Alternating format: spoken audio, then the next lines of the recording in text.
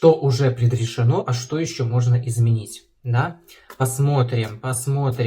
Ну, с какими-то людьми, да, то есть то, что ушло из твоей жизни, другие люди, да, то есть это тебя усилило, да, и это уже как бы и продолжат уходить, кстати, очень многие.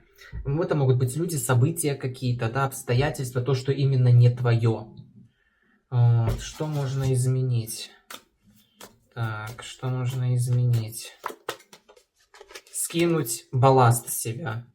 Очень много каких-то еще как программ, камней. Выйти в творчество, полюбить эту жизнь. Да, и выйти в такое умеренное состояние, то есть спокойное состояние. Брать творчеством, вот я бы так сказал. Сейчас очень классный период для того, чтобы очень многое в жизни изменить. Но надо начать действовать.